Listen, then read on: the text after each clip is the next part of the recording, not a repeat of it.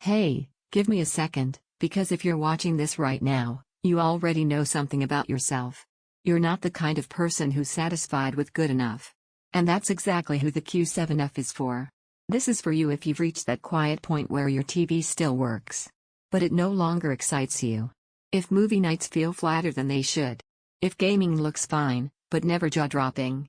If you've started noticing the limits instead of enjoying the experience. Before anything else, check the current price and stock while you're watching this. Displays like this don't stay predictable for long, and timing actually matters here. There's usually a moment when you realize it's time to upgrade. Maybe it was a dark scene where you couldn't see the details. Maybe motion started looking smeared during sports. Or maybe you visited someone else's place, saw their screen light up, and felt that quiet yeah. Mind's old realization. Once that happens, you can't unsee it.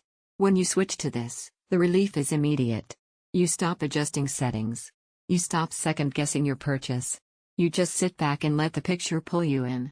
Colors finally have depth instead of glare. Bright scenes feel alive without being harsh. Dark scenes hold detail instead of swallowing it. Day to day, it changes how you use your space. Late-night binge sessions feel cinematic instead of tiring.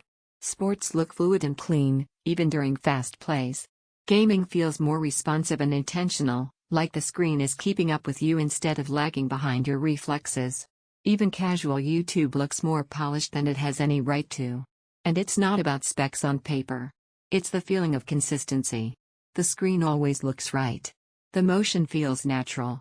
The sound follows what's happening instead of floating awkwardly around the room. If you're even slightly interested, don't wait for weird price jumps or sudden stock dips. This is one of those models that quietly disappears when people catch on. You might be wondering if this is too much TV for your room or your needs.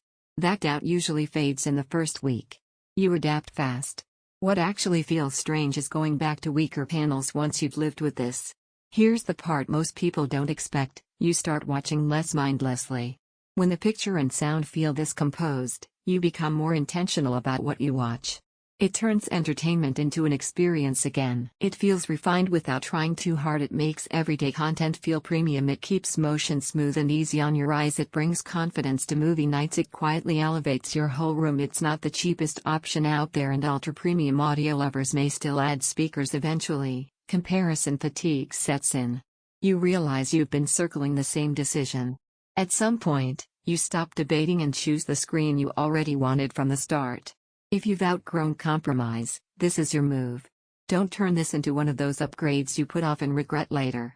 Check availability, trust your instinct, and enjoy owning something that actually feels like an upgrade every single day.